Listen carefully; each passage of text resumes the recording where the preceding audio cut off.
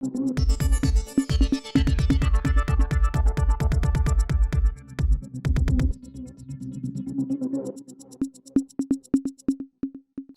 இது news focus Tamil. இன்றைக்கு நம்முடன் அரசியல் பேசுவதற்காக மூத்த பத்திரிகையாளர் திரு தரசு ஷியாம் அவர்கள் இணைந்திருக்கிறார். சார் வணக்கம். வணக்கம் அன்பு. ஆளுநர் ஆர்.என். ரவினால தமிழ்நாடு அரசு திமுக அரசுக்கு பெரிய நெருக்கடி இருக்கு அப்படிங்கிறத பாக்குறோம். இப்ப நேற்றுக்கு கூட பாத்தீங்கன்னா சபாநாயகருடைய மாநாடு நடந்தது, பீகார்ல நடந்தது. அங்க அப்பாவை ஆளுநர் ஆர்.என். ரவி பத்தி பேசும்பொழுது அதுக்கான அனுமதி மறுக்கப்பட்டு அவர் அங்கிருந்து வெளிநடப்பு செய்யக்கூடிய விஷயங்கள்லாம் நடந்ததெல்லாம் பார்த்தோம். ஒரு பக்கம் அந்த மாதிரியான ஆக்டிவிட்டிஸும் இருக்கு. இன்னொரு பக்கம் ஸ்டாலின் அவர்கள் என்ன சொல்றாருன்னா, இந்த ஆளுநர் ஆர்.என். ரவி இங்கேயே இருக்கணும், அவர் மாற்றக்கூடாது அப்படிங்கிற ஒரு விஷயமும் அவரே சொல்றாரு. ரெண்டு டைமென்ஷனும் இருக்கு. நீங்க எப்படி சார் பாக்குறீங்க? ஆளுநர் ரவி மறைமுகமாக திமுகவுக்கு பிரச்சாரம் செய்கிறார். அப்படி அது ஒரு அரசியல் பகடி அப்படிதான் நம்ம பார்க்கணும். ஆனா சட்டமன்றத்துக்குள்ள நடந்த சம்பவங்களை பற்றி கருத்துக்களை சொல்வதற்கு எல்லா பேரவைத் தலைவர்களுக்கும் உரிமை இருக்கு இல்லையா? இது ஸ்பீக்கர்ஸ் கான்ஃபரன்ஸ் மாதிரி. அப்போ நம்ம சட்டமன்றத்துல சமீபத்தில் நடந்த இன்சிடென்ட்ங்கிறது ஆளுநர் ரவியே தன் உரையை நிகழ்த்தாமல் புறக்கணித்து சென்றது. இப்போ உரையை நிகழ்த்தாமல் போனதற்கு அவர் ராஜ்பவன்லேருந்து சொல்லப்பட்ட காரணம் என்ன அப்படின்னா, சட்டமன்றத்துல தேசிய கீதத்தை அவமதித்து விட்டார்கள், தேசிய கீதத்தை பாடல. ஆனா நம்ம சட்டமன்றத்துல 1991 இருந்து, அதாவது ஜெயலலிதா ஆட்சி காலத்துல இருந்து மரபு எதுன்னா முதல்ல தமிழ்த்தாய் வாழ்த்து, முடிவுல தேசிய கீதம். இதான் மரபு, ஆணை இருக்கு அதுக்கு. இது குறித்து ஆளுநர் ஒரு கடிதமும் அனுப்பியிருக்காரு சில மாதங்களுக்கு முன்பே. அதாவது போன வருடமே கடிதம் அனுப்பி சபாநாயகரோட அலுவலகம் அந்த கடிதத்துக்கு பதில் கொடுத்துருச்சு. இது முதலமைச்சரோட பதில் கிடையாது. ஏன்னா அவை நடவடிக்கைங்கும் போது பேரவைத் தலைவரோட அலுவலகம் தான் பதில் கொடுக்கும். அவங்க கொடுத்துட்டாங்க. ஆளுநர் தேசிய கீதம் பாடணும் என்று சொல்ல பேரவைத் தலைவர் அலுவலகம் அது முடியாது, எங்களோட மரபு இதுதான் சொல்லி பிரச்சனை முடிஞ்சிருச்சு. அப்ப ஆளுநருக்கு வரும்போதே தெரியும், இங்க தேசிய கீதம் பாட மாட்டாங்க, தமிழ்த்தாய் வாழ்த்து தான் பாடுவாங்க. பக்கத்து மாநிலம் பாண்டிச்சேரியில் அப்படிதான் இருக்கு, பல மாநிலங்கள்ல இருக்கு. அது தெரிஞ்சுதான் அவர் வராரு. தெரிந்து அடுத்த ஓரிரு நிமிடங்களுக்குள்ள உரையை வாசிக்காம கிளம்பி போறாரு. அவர் உரையை வாசிக்காம கிளம்பி போனாலும் அவர் உரையை வாசித்தா தான் பொருள் கொள்வாங்க, அதுவும் அவருக்கு தெரியும். அப்போ எதுக்கு இவ்வளவு பெரிய ஷோ? ஒண்ணு அவர் வராமலே இருந்திருக்கலாம். என் கருத்துப்படி நீங்க தேசிய கீதம் தான் முதல்ல இசைக்கணும்னு சொல்லி நான் வரமாட்டேன்னு சொல்லலாம். அல்லது உரையோட முதல் பகுதியும் கடைசி பகுதியும் வாசிச்சுட்டு போயிருக்கலாம். சில மாநிலங்கள்ல சில ஆளுநர்கள் உரையில இல்லாத விஷயங்களை எல்லாம் சேர்த்து சொல்றாங்க, ஆனா அது ரிஜெக்டட். பக்கத்து மாநிலத்துல கவர்னரை கூப்பிடாமலேயே ஆண்டோட முதல் கூட்டத்தொடரை தொடங்குறாங்க. நம்ம கூட்டத்தொடருக்கு அவரை முறைப்படி அழைச்சு, இதே பேரவைத் தலைவர் தான் போய் அழைக்கிறாரு. பேரவைத் தலைவர் வெளியில இருந்து அவரை ரிசீவ் பண்ணி அவருக்கு புத்தக பரிசா கொடுத்து இவ்வளவு மரபுகளையும் கடைபிடித்த பிறகுதான் அவர் வராரு. அப்போ பேரவையே அவர் அவமதிக்கிறாரு ஆளுநர், திட்டமிட்டு. ஏன்னா அவருக்கு தெரியுமே, வரும்போதே தெரியுமே. அப்ப திட்டமிட்டு அவமதிக்கிறாருங்கும் போது அது சம்பந்தமான சர்ச்சை பேரவைத் தலைவர்களின் மாநாட்டில் எழுப்புவதற்கான எல்லா உரிமையும் இருக்கு. அதுக்கு அனுமதி மறுத்தல் என்பது சரி அல்ல. எனவே பேரவைத் தலைவர் அதிலிருந்து வெளிநடப்பு செய்ததுதான் சரி. ஆனா இது இப்ப ஆல் இண்டியா ப்ராப்ளமா எல்லாருக்கும் தெரிய வருது. இது குறித்த வழக்கு வேற ஒண்ணு சுப்ரீம் கோர்ட்டுக்கு போகுது. அது சுப்ரீம் கோர்ட் என்ன சொல்லியிருக்கு, ஆளுநர் ஏதாவது ஒரு முடிவு எடுக்கணும், அப்படி இல்லைன்னா நாங்களே முடிவு எடுக்க வேண்டியது வந்துடும் என்று அவர்கள் ஒரு கருத்தையும் தெரிவித்திருக்கிறார்கள். பல இது மட்டும் இல்லாத பல்வேறு பிரச்சனைகளை தொடர்பாக. அப்ப ஆளுநர் அநேகமாக அவர் எடுத்திருக்கிற பல நிலைப்பாடுகள்ல இருந்து பின்வாங்கிடுவாருன்னு தான் நான் நினைக்கிறேன். ஏன்னா இதுக்கு முன்பே சுப்ரீம் கோர்ட் ஒரு குறிப்பிட்ட ஸ்டேஜ்ல ரிட்டையர்ட் ஜட்ஜா போட்டு ஒரு கமிட்டியை போட்டு டிசைட் பண்ணுங்கன்னு சொல்லிருச்சு. பல்வேறு சிக்கல்கள் இப்படி எதிர்கட்சிகள் மாநிலங்கள், ஆளுகிற மாநிலங்கள்ல பாரதிய ஜனதா அப்பாயிண்டட் கவர்னர்ஸுக்கும் அவங்களுக்கு இடையில பிரச்சனைகள் ஏற்படும் போது சுப்ரீம் கோர்ட் அந்த ஒரு முடிவை எடுத்தது. அப்படியான ஒரு முடிவு எடுக்கப்பட்டால் இன்னும் அவமானமாகும். எனவே இப்போதைக்கு ஆளுநர் அவர் ஏற்கனவே நிறைய விஷயங்கள்ல ஒரு ஸ்டாண்ட் எடுத்து அப்புறம் பேக் அடிச்சதை நம்ம தொடர்ந்து பார்த்துட்டு தான் வரோம். அது மாதிரியான அவர் ஒரு பின்வாங்குதல் செய்வார் தான் நான் நினைக்கிறேன். ஆனா மத்திய அரசு ஒரு விஷயத்தை கிளாரிஃபை பண்ணணும். Under what authority Ravi is continuing as governor, அதை அவங்க சொல்லி ஆகணுங்க. 5 வருஷம் டேர்ம் முடிஞ்சு போச்சு. முடிஞ்ச பிறகு அவரு எதை வச்சு கண்டினியூ பண்றாரு சார்? அந்த விஷயம் ஏன் சார் கொஸ்டினா மாற மாட்டேங்குது? எப்படி அவர் தொடர்றாரு அப்படிங்கிற கேள்வியே வர மாட்டாங்க. சரியான கேள்விதாங்க. அதுல ஒரே ஒரு சிக்கல் என்னன்னா, நம்ம அரசியல் சாசனம் ஒரு மாநிலத்தின் ஆளுநர் குடியரசுத் தலைவர் விரும்பும் வரைங்கிற ஒரு வார்த்தையை சேர்த்திருக்கு. அதாவது கான்ஸ்டிடியூஷன் ஒன்னையும் வந்து கிளியர் கட்டா சொல்லாதுங்க. எந்த கான்ஸ்டிடியூஷனும் சொல்லாது. It's a scheme. ஒரு கான்ஸ்டிடியூஷன் என்பது ஒரு பெரிய ஸ்கீம். இப்போ கான்ஸ்டிடியூஷனல் மேக்கர்ஸ், அதாவது கான்ஸ்டிடியூஷனை உருவாக்குனவங்க 3 வருஷம் வந்து கான்ஸ்டிடியூஷனை பத்தி டிஸ்கஸ் பண்ணி உருவாக்கி இருக்கிறோம். அதுல 100க்கும் மேற்பட்ட திருத்தங்கள் கொண்டு வந்திருக்கிறோம். அப்போ என்டையர் கான்ஸ்டிடியூஷனோட ஒரே ஒரு நோக்கம் என்னவா இருக்க முடியும்? இந்தியா மாதிரியான பன்முகத்தன்மை கொண்ட நாட்டுல அனைவரும் ஒன்றாக இருந்து ஒருவருக்கு ஒருவர் விட்டு கொடுத்து யார் உயர்ந்தவர் யார் தாழ்ந்தவருங்கிற ஈகோ இல்லாம இந்த நாட்டை வந்து வழிநடத்தி செல்லுதல், இதான நோக்கமா இருக்க முடியும். கவர்னர் உயர்ந்தவரா, முதலமைச்சர் உயர்ந்தவரா, பிரதமர் உயர்ந்தவரா, எல்லாரும் ஜனநாயகத்துல எல்லாரும் சமம் தான். மக்கள் தான் உயர்ந்தவங்க ஒரு வகையில பார்த்தா. அப்போ அந்த ஒரு நோக்கத்தோடு தான் ஒரு கான்ஸ்டிடியூஷன் செயல்படுத்த முடியும். அப்படிதான் செயல்படுது.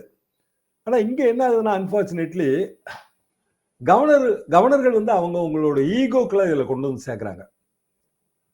ஒரு ஆளுநரை பொறுத்த வரைக்கும் அவர் இந்த மாநிலத்தோட ஒரு அலங்கார தலைவர் தான். ஒரு ஆளுநரை பொறுத்த வரைக்கும் அவர் ஒரு மாநிலத்தோட அலங்கார தலைவர், அவ்வளவுதான். அவரோட எல்லைங்கிறதே அதுதான். தேர்ந்தெடுக்கப்பட்ட முதலமைச்சர்கள் தான் அதிகாரம் படைத்தவர்கள். இது பலமுறை உச்சநீதிமன்றம் சொன்ன விஷயம் தான். இவங்க நம்ம புதுசாலாம் யாருமே சொல்லல. அப்போ இந்த ஆளுநர் ஏன் இப்படி நடந்து கொள்கிறார்? என்னன்னா, அந்த அதிகார வர்க்கத்திலிருந்து வர்றவங்க இப்படிதான் இருப்பாங்க. நான் 3 வகையான ஆளுநர்களை பார்த்திருக்கேங்க. நீதிபதிகளாக இருந்த ஆளுநர் ஆபவர்கள் அவங்க வந்து ரொம்ப ஃப்ரேம் ஒர்க் ஆஃப் லாக்குள்ளே தான் பேசுவாங்க. Fathima Bibi for example. அரசியல்வாதியாக இருந்த ஆளுநர் ஆகிறவங்க அவங்க பெரிய ஈகோலாம் உண்டு, கிளாஷ் எல்லாம் உண்டு. எங்களுக்கு ஆளுநராக இருந்த சென்னாரெட்டி அவர்கள், சென்னாரெட்டி வர்சஸ் ஜெயலலிதா. அதிகாரியா இருந்த ஆளுநர் ஆகிறவங்க நான் அலெக்சாண்டர் காலத்துல பார்த்துருக்கேன். அவங்க ரொம்ப ஆபத்தானவங்க. என்ன காரணம்னா, எப்போதுமே அவங்களுக்கு மேலதிகாரியை திருப்தி பண்றது ஒண்ணுதாங்க நோக்கம். நீங்க ஒரு சாதாரண போலீஸ் ஆஃபீஸர் எடுத்துங்க, இல்ல ஒரு ஐஏஎஸ் ஆஃபீஸர் எடுத்துங்க. ஒரு சாதாரண போலீஸ் ஆஃபீஸர் எடுத்துங்க, இல்ல ஒரு ஐஏஎஸ் ஆஃபீஸர் எடுத்துங்க. டாப் என்னவோ அவங்க விஷயம் என்னவோ அதான். அதாவது எஜமான விசுவாசம். நீங்க சொல்றதாங்க ஐயா சரி, இப்படி இந்த மைண்ட்லயே தான் அவங்க போவாங்க. அப்போ எஜமான விசுவாசத்தின் அடிப்படையில நிர்வாகம் நடத்த முடியுமா? ஒரு ஆளுநர் வந்து அவர் யாரை திருப்திப்படுத்த முயற்சிக்கிறாருன்னா, நம்ம ஆர் என் ரவினா அவர் வந்து அமித்ஷாவை திருப்திப்படுத்த முயற்சிக்கிறார். நோக்கம் என்ன? அடுத்த ப்ரொமோஷன் தான் நோக்கம். ஒரு சாதாரண ஆபீசருக்கு என்ன நோக்கம் இருக்கோ அதுதான் ஆளுநருக்கு இருக்கு. ஆளுநர் வந்து ஆள வந்தார் கிடையாது. அது எல்லாருக்கும் தெரியும். அப்போ இவரோட டென்யூர் முடிஞ்சுதா முடியலையா? 5 வருஷம் ஆச்சே. இவருக்கு என்ன இதுல சம்பளம் போடுறீங்க நீங்க? இந்த கேள்வி எல்லாம் இன்னமும் ஆன்சர் பண்ணாமலே இருக்கு. இப்போ மத்திய அரசாங்கம் அதுக்குள்ள வந்து சேரணும். இது கட்சி பதவி கிடையாது. அண்ணாமலைக்கு டென்யூர் முடிஞ்சு போச்சு. அவர் பாட்டுக்கு இருக்காரு. அடுத்த வர்ற வரைக்கும் அது ஒரு கட்சி. அது வேற விஷயம். இது நிர்வாகம். அப்ப நிர்வாகத்துல ஒரு அபிஷியலா டென்யூரே இல்லாத ஒருத்தர் ஆளுநராக எப்படி நீடிக்கிறார்? உண்மையிலேயே எனக்கே அது புரியல. சார் வந்து ஒரு முக்கியமான அரசியல் பரபரப்பு போயிட்டு இருக்கு. தமிழ்நாடு மாநில சுயாட்சிக்கு ஒட்டுமொத்த இந்தியாவுக்குமே முன் உதாரணங்கிறத நம்ம பார்த்திருப்போம். ஆனா இப்ப வந்து மீண்டும் அந்த குரலை வந்து வலுவா முன்வைக்க வேண்டிய ஒரு தேவை எழுந்திருக்கா அப்படிங்கிற மாதிரி பார்க்க வேண்டியதா இருக்கு. ஏன்னா இப்ப யுஜிசி வந்து ஒரு புதிய சட்ட திருத்தத்தை மேற்கொண்டிருக்காங்க. அது வந்து மாநில தேர்ந்தெடுக்கப்பட்ட அரசினுடைய உரிமைகளை வந்து தலையிடக்கூடிய வகையில் இருக்கு அப்படின்னு சொல்லிட்டு முதல்வர் ஸ்டாலின் ஆல்ரெடி சட்டமன்றத்தில் தீர்மானம் நிறைவேற்றினாரு. இப்ப வந்து ஒரு 9 மாநில முதல்வர்களுக்கு, இந்தியா கூட்டணியில் இருக்கிற முதல்வர்களுக்கு கடிதம் எழுதியிருக்கிறாரு. எல்லாரும் வந்து முன்முடிவு எடுக்க ஆரம்பிக்கணும் வாங்க அப்படின்னு சொல்லி ஒரு அறைகோள் விட்டுருக்காரு. அந்த விஷயம் நடக்க ஆரம்பிச்சிருக்கு. எப்படி சார் பாக்குறீங்க இந்த சப்ஜெக்ட்? முதலமைச்சர் மு க ஸ்டாலின் முன்னெடுத்திருப்பது சரியான அரசியல் முயற்சி தான். காரணம் வந்து நேரடியாகவே மாநில சுயாட்சியில் இது குந்தகம் விளைவிக்கிறது. இது போக சட்டத்துக்கும் எதிரானது. நான் வந்து ஒரு மதுரை காமராஜர் பல்கலைக்கழகத்துல சிண்டிகேட் உறுப்பினராக பணியாற்றி இருக்கிறேன். கவர்னரோட நாமினி சென்னாரெட்டி காலத்துல. அது 94 to 96. யூஜிசி நடைமுறைகள், யூஜிசி எப்படி இயங்குது, இது எல்லாமே எனக்கு வந்து என்னோட பர்சனல் அனுபவம், சிண்டிகேட் மெம்பரா அனுபவம், துணைவேந்தர் தேடுதல் குழுவில் இருந்திருக்கிறேன், பதிவாளர் இன்டர்வியூல இருந்திருக்கிறேன். ஆக அடிப்படையில இருந்து நம்ம இதை கொஞ்சம் நம்ம நேயர்களுக்கு அதை புரிய வைக்கணும். பல்கலைக்கழகங்கள் மானிய குழு தொடர்பான சட்டம் 1956ங்க. நோக்கம் என்ன அப்படின்னா, இந்தியாவில் வந்து உயர்கல்வித்துறையில பல்கலைக்கழகங்களுக்கு தேவைப்படுற நிர்வாக ரீதியிலான சீர்திருத்தங்களை மேற்கொள்ளுதல். இந்த சட்டத்துல எங்கேயுமே வந்து துணைவேந்தர் நியமனம் பற்றி சொல்லவே இல்லை. துணைவேந்தர் நியமனம் யூஜிசிக்கு அதிகாரம் இருக்கா இல்லையாங்கிறதுல சட்டம் வந்து மௌனம் சாதிக்கிறது. ஏன்னா சட்டத்தை வரிகளை விட சட்டத்தை இயற்றியவர்களின் நோக்கம்தான் எப்போதுமே intention of the law maker. அப்போ இந்த சட்டத்தை இயற்றியவர்கள் நோக்கம் என்னமா இருந்திருக்கணும் அப்படின்னா, பல்கலைக்கழகங்கள் சிறந்த முறையில் நிர்வாகம் செய்வதற்கு உரிய மானியங்களை அளித்தல். ஏன்னா கிராண்ட் யுஜிசி கிராண்ட வச்சு தான் நிறைய நம்ம மதுரை காமராஜர் பல்கலைக்கழகத்துல நிறைய பணியை அப்படிதான் ஆற்ற முடியும். அந்த கிராண்ட் கொடுக்கும்போது பல்கலைக்கழகத்தோட நிர்வாகம் தொடர்பான ஆலோசனைகளை வழங்குது. மற்றபடி பல்கலைக்கழகத்தோட அன்றாட நிர்வாகம் தொடர்பான நிர்வாகி, தலைமை நிர்வாகியை தேர்ந்தெடுக்கிற வேலைங்கிறது இதுல கிடையவே கிடையாது. தலைமை நிர்வாகி யாருன்னா விசி. விசி வந்து ரெசிடென்ட், பல்கலைக்கழக வளாகத்திலே அவர் தங்கி இருப்பாரு. அவருக்கு அடுத்தது ரெஜிஸ்ட்ரார், அப்புறம் சிண்டிகேட் மெம்பர்ஸ். அதாவது நீங்க விசிய ஒரு முதலமைச்சர் அப்படின்னு எடுத்துக்கிட்டீங்கன்னா, ரிஜிஸ்ட்ராரை வந்து ஒரு ஃபைனான்ஸ் மினிஸ்டர்னு எடுத்துக்கிட்டீங்கன்னா, அமைச்சர் குழு எதுன்னா சிண்டிகேட். செனட் ஒண்ணு இருக்கு கீழே, அதுக்கு கீழே செனட் இருக்கு. செனட்டை எம்எல்ஏக்கள்னு எடுத்துக்கலாம். நான் ஒரு உதாரணத்துக்காக இதை சொல்றேன், எக்ஸாக்டா அது பொருந்தாது. அப்போ எப்படி வந்து யுஜிசி இதுக்குள்ள வருது அப்படின்னா, இந்த இப்போ சமீபத்திய சர்ச்சைக்குள்ள 2010ல அவங்களோட பழைய ரெகுலேஷன், அதாவது 2010 ரெகுலேஷன் தான் லேட்டஸ்ட். அதாவது 14 வருஷமா வேற புதிய விதிகள் எதுவும் அவங்க கொண்டு வரல. இந்த 2010 ரெகுலேஷனை மாத்தணும்னு முயற்சி பண்றாங்க. மாத்தும் போது 2 முக்கியமான விஷயங்கள். ஒண்ணு, முதலமைச்சர் குறிப்பிடுகிற துணைவேந்தர் நியமனத்தை முழுக்க முழுக்க கவர்னரோட அதிகாரத்துக்கு கீழே கொண்டு வருதல், இது ஒண்ணு. இரண்டாவது, துணைவேந்தர் நியமனம். இதுல வந்து இதுவரைக்கும் பல்கலைக்கழக நடைமுறை என்னன்னா, 10 வருஷம் அனுபவம் உள்ள பேராசிரியர்கள், அதாவது கற்பிக்கும் துறையில பேராசிரியர் அந்தஸ்துல 10 வருஷம் அனுபவம் இருக்கணும். அப்படி இருந்தா தான் நீங்க அந்த விசி போஸ்டுக்கு தேடுதல் குழுவுக்கே வர முடியும். அதுல இருந்து ஒருத்தரை நம்ம வந்து தேர்ந்தெடுப்போம். 3 பேர் கொண்ட ஒரு குழுவை, ஒரு 3 பேர் கொண்ட பட்டியலை தயார் பண்ணி அதுல ஒருத்தர். அப்போ 10 வருஷம் அனுபவம் கொண்ட கற்பித்தல் துறையில் இருக்கிற பேராசிரியர்கள், இதான் இதுல பாயிண்ட்டுங்க. இப்ப அதை எப்படி மாத்துறாங்க அப்படின்னா, 10 வருஷம் அனுபவம், ஆனா அவங்க எந்த துறையில வேணாலும் இருக்கலாம் அப்படின்னு மாத்துறாங்க. இது பெரிய தவறாக முடியும். என்ன காரணம்னா, யூனிவர்சிட்டி அதோட வேலை என்ன? அதுக்கு கீழே இருக்கிற அஃபிலியேட்டட் காலேஜஸ், பதிவு பெற்ற கல்லூரிகள், இந்த கல்லூரிகளை நிர்வாகம் செய்வது, கல்லூரிகளை ஏதாவது பிரச்சனை பிணக்கு வந்தால் தீர்த்து வைப்பது, கல்லூரிகளுக்கான பாடத்திட்டங்களை எல்லாம் வகுத்து கற்பித்தல். யூனிவர்சிட்டிக்குள்ளேயே ஒரு காலேஜ் இருக்கும், அது போக பிற கல்லூரிகள் இருக்கும். இப்போ இது ஏன் எந்த இடத்துல இந்த 10 வருஷம் கற்பித்தல் அனுபவம் இல்லாதவங்களை தேர்ந்தெடுத்தால் அப்படின்னா, செனட் தான் வந்து முழுக்க முழுக்க அகாடமிக் கவுன்சிலாவும் செயல்படுது. அகாடமிக் கவுன்சில் ஒன்று தனியா இருக்கு, செனட் இருக்கு. பாடத்திட்டத்தை அவங்க தான் வகுக்கிறாங்க, சிலபஸ். சிண்டிகேட் கூட கிடையாது, சிண்டிகேட் அப்ரூவல் தான். அப்போ பாடத்திட்டத்தை வகுக்கிறவர்கள், பாடத்திட்டத்தை செயல்படுத்த வேண்டிய விசி, இந்த 2 பேருக்கு இடையில ஒரு லிங்க் வந்தாகணும்.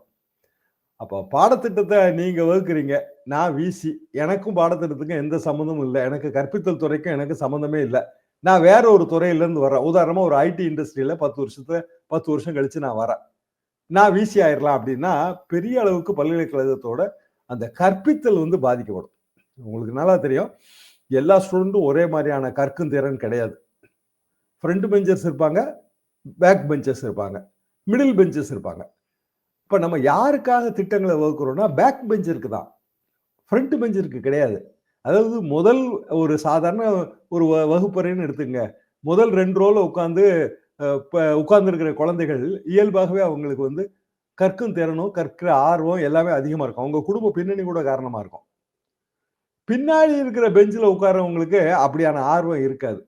அப்ப நம்ம பாடத்திட்டத்தையும் நம்மளோட கற்பித்தல் முறைகளையும் எதை வச்சு வகுக்கிறோம் அப்படின்னா, யாரோட நன்மைக்காகனா, பேக் பெஞ்சர்ஸ்க்காக தான். அப்போ இந்த பேக் பெஞ்சர் நன்மைக்காக வகுக்கப்படுகிற பாடத்திட்டம், அந்த பாடத்திட்டத்துக்கு சம்பந்தமே இல்லாத ஒரு தலைமை நிர்வாகி இப்படி கொண்டு வரணும்னு இந்த 2010 ரெகுலேஷனை மாத்துறது மூலமா யூஜிசி ட்ரை பண்ணுது. அப்புறம் யூஜிசியில இருக்கிற அந்த விதிமுறை மாற்றம், விசி அப்பாயின்மெண்ட்ங்கிறது கவர்னர் என்று வருகிற விதிமுறை மாற்றம், இந்த 2ம் நம்ம இந்திய பல்கலைக்கழகங்களே சீர்குலைச்சிரும். தமிழ்நாட்டை பொறுத்த வரைக்கும் மாநில சுயாட்சி, அது சம்பந்தமாக நம்ம ஃபெடரல் பிரின்சிபிள்ஸ், இது சம்பந்தமாகவும் இதை எதிர்க்கிறோம். எல்லாம் போகவும் யூஜிசி கொண்டு வருகிற இந்த திட்டம் பல்கலைக்கழகத்தையும் அழிச்சிருங்கிறதுனால எங்களை மாதிரி ஆட்களும் இது ரொம்ப கிளியரா வந்து இந்த பிரச்சனையில என்ன விஷயம் இருக்கு அப்படிங்கறத நீங்க விளக்குனீங்க சார்.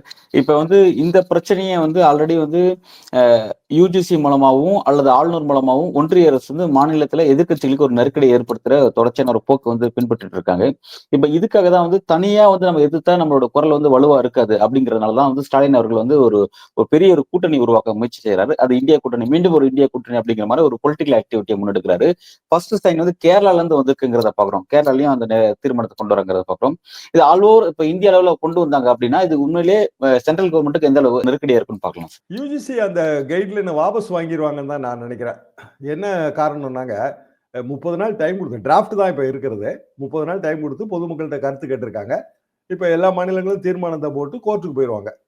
கோர்ட்டுக்கு போகும்போது இயல்பாக இது எந்த இடத்துல சட்டத்தின் முன்னால் நிற்காதுன்னா, ஒரு ஆக்ட், பேரண்ட் ஆக்ட் சட்டம், பாராளுமன்றத்தால் நிறைவேற்றப்பட்ட சட்டம், அப்புறம் மாநிலங்களால் நிறைவேற்றப்படுகிற சட்டம். இப்போ யூனிவர்சிட்டின்னு எடுத்தீங்கன்னா ஒவ்வொரு யூனிவர்சிட்டிக்கும் இப்போ தமிழ்நாடு கவர்மெண்ட் வந்து ஒரு நம்மளோட லெஜிஸ்லேச்சர்ல நம்ம சட்டமன்றத்தில் ஒரு சட்டம் நிறைவேற்றிருக்கோம். இப்போ நான் முதல்ல படிக்கும்போது மெட்ராஸ் யூனிவர்சிட்டி மட்டும்தான். அதுக்கு பிறகு நான் அக்ரிகல்ச்சர் காலேஜில் சேரும்போது மதுரை யூனிவர்சிட்டி வருது. அப்போ மதுரை காமராஜர் பெயர் கிடையாது, வெறும் மதுரை யூனிவர்சிட்டி. அதாவது அக்ரிகல்ச்சர் யூனிவர்சிட்டியும் கிடையாது. அதுக்கு பிறகு அக்ரிகல்ச்சர் யூனிவர்சிட்டி, இன்னைக்கு ஏராளமான பல்கலைக்கழகங்களை நம்ம பார்க்கிறோம். தனியார் பல்கலைக்கழகம் அப்போ ஒன்னே ஒன்று தான் இருந்துச்சு, அண்ணாமலை பல்கலைக்கழகம். இப்போ நிறைய தனியார் பல்கலைக்கழகங்களை பார்க்கிறோம். அப்போ பொதுவாக மாநிலங்கள் அவரவர்கள் சட்டமன்றத்தில் ஒவ்வொரு பல்கலைக்கழகத்துக்கும் நிறைவேற்றி இருக்கிற சட்டம், மத்தியில பார்லிமெண்ட் நிறைவேற்றி இருக்கிற சட்டம், இந்த ரெண்டு சட்டத்துல எது உயர்ந்ததுன்னா பார்லிமெண்ட் நிறைவேற்றுற சட்டம் தான். பார்லிமெண்ட் நிறைவேற்றுற சட்டத்துக்கும் மாநில சட்டத்துக்கும் இடையில ஏதாவது முரண்பாடு ஏற்பட்டால் அந்த முரண்பாடு ஏற்படுகிற பகுதிக்கு மட்டும் மத்திய சட்டம் வந்து உயர்ந்தது. ஆனா யூஜிசி வந்து வெறும் ரெகுலேஷன் தான், ரூல். இந்த ரூல் வந்து சபார்டினேட் லெஜிஸ்லேஷன் பாங்க, அதாவது ஒரு துணை சட்டம். இந்த துணை சட்டம் பார்லிமெண்ட்டுக்கும் மாநில சட்டமன்றத்துக்கும் கீழே, அதாவது துணை சட்டத்தை திருத்துவதன் மூலமாக பாராளுமன்ற சட்டத்தை நீர்த்து போக செய்வதற்கோ அல்லது மாநில சட்டத்தை நீர்த்து போக செய்வதற்கோ உரிமை கிடையாது. இதுதான் இதுல இருக்கிற பாயிண்ட்டுங்க. அப்போ பேரண்ட் ஆக்ட், எது பேரண்ட் ஆக்ட்? ரெண்டு பேரண்ட் ஆக்ட் வருது.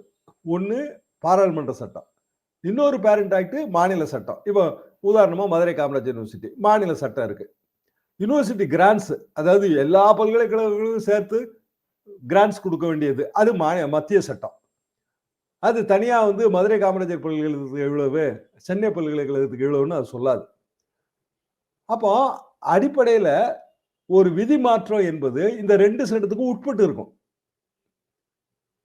இப்போ மத்திய சட்டத்துல சொல்லப்படாத விஷயத்துக்கு விதி மாற்றம் செய்ய முடியாது, மாநில சட்டத்துல சொல்லாத விஷயத்துக்கு விதி மாற்றம் செய்ய முடியாது.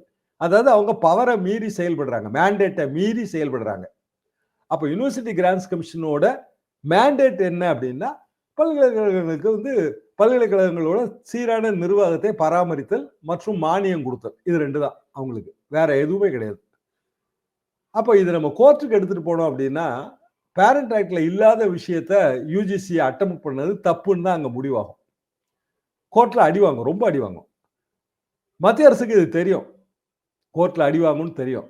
இப்ப இத்தனை மாநிலங்கள் இதை எதிர்க்கும் போது இயல்பாக மத்திய அரசாங்கம் யூஜிசிக்கு வந்து ஆணையிட்டு இந்த டிராஃப்ட் ரெகுலேஷனை அப்படியே நிறுத்தி வச்சிரும் என்பதுதான் எனது எதிர்பார்ப்பு.